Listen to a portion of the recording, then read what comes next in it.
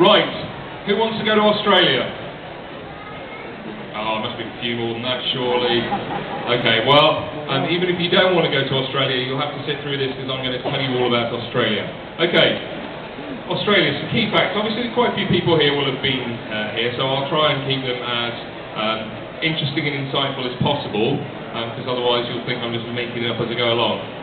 These are the facts. Australia, in addition to being the world's largest island, is also the smallest, driest, flattest and least densely populated continent on Earth. And that's very important when you consider Australia's size, is its lack of population. We'll come on to more about that later. Population is about 22 to 23 million people, but the interesting thing about Australia is it's growing all the time. In places like Western Australia, that's growing at about 3% a year, and that's purely being fueled by this enormous drive to get more workers in to help them exploit all the natural resources they have there.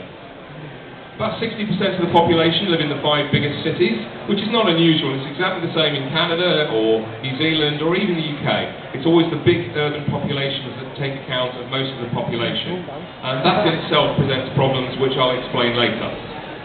The good news for anybody who's moving over there is, of course, that Australia is a very, very livable place. Melbourne is ranked as #1 in the world for livability, and all the other cities have fantastic facilities, and it doesn't hurt that you get 300 days of sunshine either. As you can see from this map, which I knocked together just this morning, most of the population, or most of the largest cities, are on the coast. You've got Perth on the west, and Adelaide right down south, and most of the other guys up the east coast with dear old Darwin at the top. The reason for that, of course, is historical.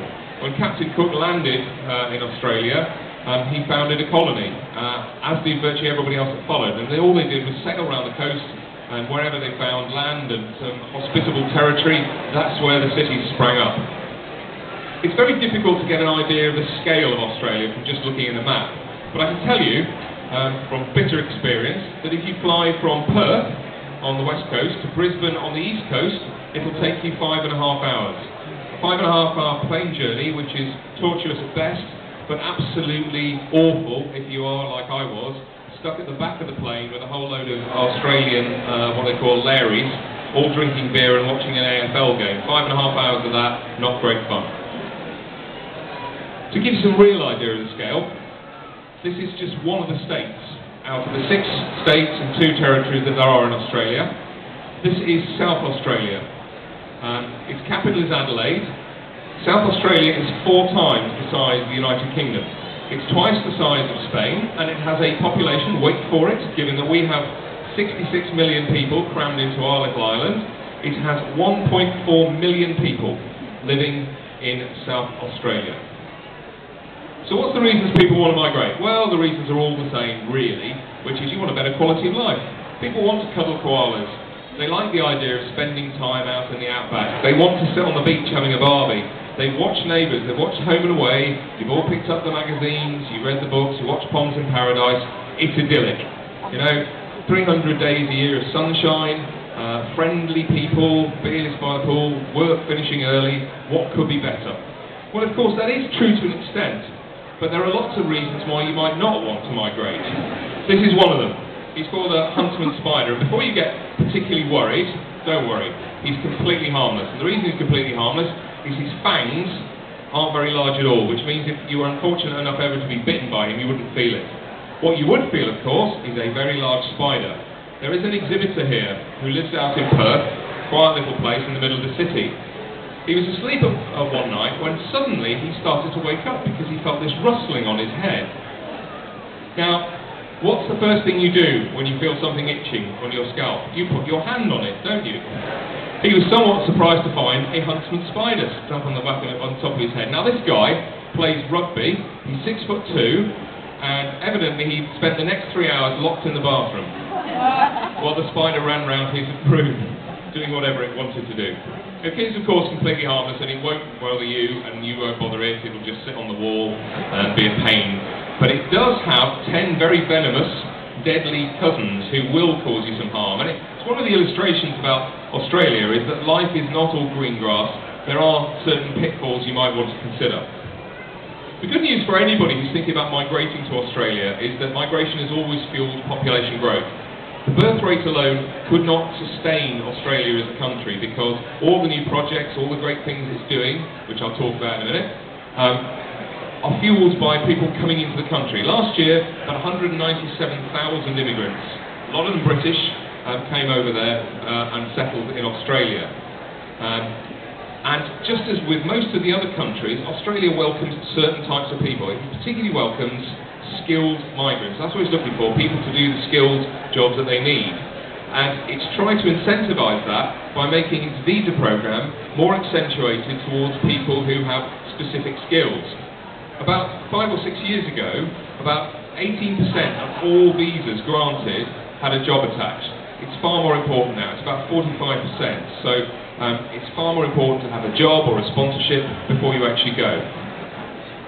So what's the good news? Well, the good news is Australia has one of the most stable economies in the developed world. The reason for that is its massive amount of resources. If you remember that picture of Australia I drew, that bit in the middle, what they call the outback, it might not be very populated at all. In fact, it has hardly any population. But what it does have in abundance is loads and loads and loads of resources.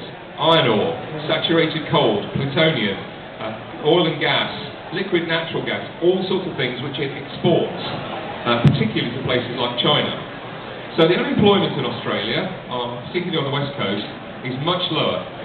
About half of that in the West Midlands, and increasingly a lot of states, people like Western Australia in particular, are finding that they have virtually full employment. But they have a very, very high reliance on the resources sector, and in particular on the cost of living. So there are key skill shortages across the whole of the infrastructure of Australia. What do I mean by key skill shortages? Well, what do you think the most needed occupations in Australia are? Anybody? Who said nursing? Nursing's a good one. Who said engineering? No? Mining? Oil and gas? Anyone say those? Okay. The 3 top most needed skills in Australia are, wait for it, nursing, engineering and cricketers. Those are the 3 most needed skills that Australians have. And actually after the Olympics, pretty much all sporting strengths are needed. In fact, actually I should point out, just in case Kevin Peterson or his agent are in the audience, that was a joke. They don't really need more cricketers, but you could go if you wanted to.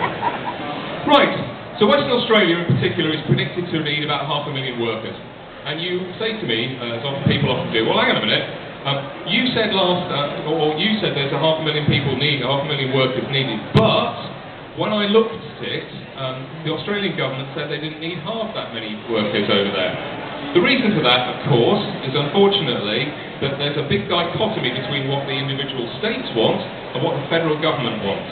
It doesn't play very well to your voters if you spend most of your time saying, we need more ponds, because that's the very last thing most Australians think they need. But the truth is that in order to make all these big new projects work, they need more workers. In order to get all the gas and the oil and the minerals out of the ground, they need engineers. They need drillers, they need people who have experience with heavy excavation programs. They also need nurses to staff the hospitals, they need doctors to look after the patients, they need engineers to build roads, and they need teachers to teach in schools. So when I talk about infrastructure, I'm not just talking about jobs at the sharp end, I'm talking about everybody else, including people who build the houses in order to make that happen. There are big oil and gas projects driving growth in WA, but with that has come a cost.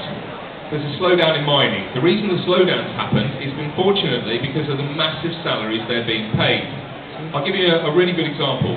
Went over to Perth in May and I bumped into a guy from Port Hedland. Port Hedland was a small mining port up on the north of Perth on the west coast. Port Hedland has exploded lately, and the reason it has exploded is because it is the port and the central place for getting all the oil and gas, shipping it onto the tankers and shipping it out of Western Australia. Salaries, people over there have gone through the roof. One of the guys over there, he's the lollipop man outside the school in Port Hedland. He's paid $70,000 a year to stand outside the school in Port Hedland with a lollipop stick, simply because they cannot get the workers to do the jobs. Hence, there's been a massive flood of people out of Perth hotels into the mining camps to do any job they can because it pays roughly 3 times as much as anywhere else. So there is a huge change in the salary structure in Western Australia that's made coal and all the iron ore and stuff that China was buying in large quantities almost unaffordable, because the cost of production has boosted the prices up. So the Chinese have said to themselves, we might as well buy in Africa. And in fact, actually, a lot of the Australian companies have been mining more in Africa because it's cheaper to do so. There's a particular emphasis at the moment on promoting jobs in rural Australia, and the reason for that is because Aussies, surprisingly, are not great at internal migration. They're very good at moving to places like Queensland, particularly when they're young, because Queensland's got the Gold Coast, it's got the Sunshine Coast, it's got Surfers Paradise. It's the sort of place younger Aussies want to live. You will find, though, when you go over there and you chat to Aussies in places like Sydney or Melbourne, and you say, what's Cairns like? They'll always say, oh mate, never been. And you'll find that true of Port Douglas or even Darwin. They never go. They go when they're older, but what they like to do when they're younger, particularly, is to wander around Europe, have a look at the rest of the world. So there are much better prospects for immigrants if you are prepared to live outside the urban conurbations, particularly because a lot of the states, they run in states, as John will tell you in a minute, regional state-sponsored migration schemes, to try and incentivise people from the UK and from other countries to go and live outside the big urban areas, purely because other Aussies won't. I've got this graph up because it really illustrates the effect that mining has had and oil and gas production has had on Australia in the last year or so.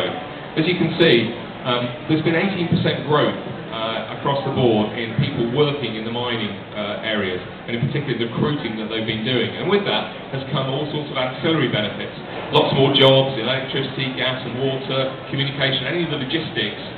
Those have been brought on by the knock-on effect of mining. And of course, with every winner, there's got to be losers. So you'll find that there's less jobs in finance, there's been less jobs in wholesale, less jobs in transport and storage. There's even been less jobs in construction, which is odd, because you would have thought that there would be more opportunities for building and everything else, but more of that at the moment.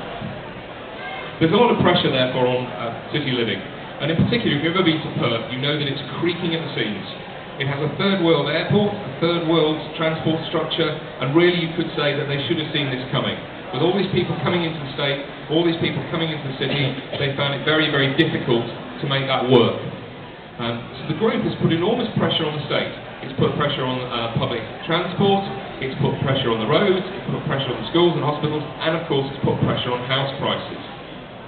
If we talk about house prices for a minute, the average house price is around about £300,000, and for that you'll get a fairly reasonable property. Aussies like to live comfortably, so outside places like Sydney, which obviously is a lot of apartments, or the middle of the cities, that Hugh will tell you about on Central Equity, there are some real lovely properties to be had just outside the immediate urban areas.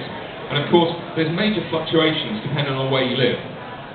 If you live, say, in places like Sydney, you can expect to pay top dollar. Sydney is the most expensive place in Australia to live. Average house price around about $530,000, nearly $500,000. And increasingly, the urban sprawl that's affecting Sydney is meaning that people have even longer commutes. They have to live out in places like the Northern Beaches and Newcastle and far away in order to be able to afford property. Because, of course, demand and supply drive price. There's massive demand, there's an undersupply, and it's driving price. Last year, Australia built 150,000 new houses. It had 197,000 new immigrants. So you don't have to be Stephen Hawking to work out that there's a major discrepancy between what Australia has got and what it needs. The same is true of places like Perth. Perth has 10 of the most expensive suburbs in the whole of Australia living around there. And increasingly again, it's meant that people have to move further up the coast, further down the coast, longer commute, in order to be able to get where they need to go in Perth. Similarly, Darwin. Dear old Darwin, top-end city, you may have seen it on the Australia film, Nicole Kidman, Hugh Jackman, all that stuff. It's the 8th most expensive place on earth to live, simply because it's so remote, and simply because there's such a dearth of raw materials and ability to build over there. Where you will find massive bargains, you're playing places like Adelaide. Adelaide, because it's less fashionable, because it has a smaller population, house prices there are much, much lower. And as a consequence, you can find some really good bargains outside the city. Melbourne, as Hugh will tell you, Melbourne's been growing at about 20% a year. House prices have always increased in Melbourne, but as the city extends, so you can expect to find some good value for money. So property prices are going to vary. One thing you will discover, particularly if you go to Perth and you are thinking about renting, rental prices have gone up 44% in 5 years, simply because there's such demand. Every new property that comes on for rent, the average is 15 families see it every day. So you've got to be quick to get hold of them. So what's the good news? Well, the good news is outside the city. This is a little place called Port Lincoln. It's 400 miles from Adelaide. And I know why immediately people go, 400 miles? My God, that's the other end of the country. You've got to stop thinking like a pond when you go to Australia. Australians think nothing about distance because, of course, they have a massive country. It's 40 times the size of ours. So you can find real bargains. For roughly £160,000, you get a 3-bedroom, 2-bathroom property that's minutes from the beach. It's got great views of the bay, and it's a kilometre outside the major urban centre. If you want to have that home and away lifestyle, if you want to be able to walk onto the beach at Surfers, or you want to go and live on the Gold Coast and expect to open your front door and see a view of the sea, you're going to have to pay top dollar for it. It's going to cost you a lot of money. So the best thing to do is to shop around and look outside the major urban centres and see where you can go. What's the cost of living over there? Well, as my good friends at Money Corp will tell you, exchange rate, I've got it slightly down at about 1.55 to £1. Whatever way you look at it, it's a 27-year low against the pound. Homegrown produce is, of course, cheaper than the UK because they're like us, they're an island, so imported goods, anything coming in from outside, is always going to be more expensive. They've had a series of bad winters, which has meant, and particularly the flooding in Queensland, which has meant that the price of goods like fruit, grain and everything else has shot up. That's good news for anybody going over on a working holiday visa. At the moment, the Australian government are prioritising working holiday visas particularly and encouraging people to extend their stay if they're prepared to work out in rural areas, or even if they are prepared to do jobs like hotel work or tourism, simply because there's such a dearth of workers for them. And as I said before, rental prices have shot up, which has been a bit of a problem for people. As anyone's been to Perth recently, you'll know that it's very pricey. Not only have the house prices gone up, but everything else has as well, simply because there's such demand and because wages have gone through the roof. At the moment, it costs £10 a pint to have a beer in Perth. I mean, that's absolutely ludicrous, and that's just in the centre. You've got massive inflation, like a loaf of bread has now gone up to nearly $6, a cup of coffee at about $5.50, and the rental prices, of course, means that rental properties are going up all the time. So it's a very, very difficult market, because although the salaries are higher, the cost of living has gone through the roof as well. Good news, of course, is that fuel prices are half they are here. The reason for that is twofold. Number one, they've got lots of petrol in the middle of the desert, lots of gasoline and lots of petroleum, so they can, of course, get that themselves. Second piece of good news, of course, is that unlike our government, they don't feel the need to tax motorists to the hilt. There'd be an insurrection in Australia if they had to pay the sort of taxes and fuel duty and everything else that we do. If you're considering going over here, a couple of pointers about healthcare and schools. You should talk to Bupa, of course, because they're the experts in healthcare and they know all about this. But I can tell you that Australia has a system that's like the NHS, but it's unlike the NHS. We have the NHS over here, and we expect many things from it. In particular, we expect to get free prescriptions, we expect to get treated very quickly. Same thing doesn't happen in Australia. Their system, Medicare, is creaking at the seams.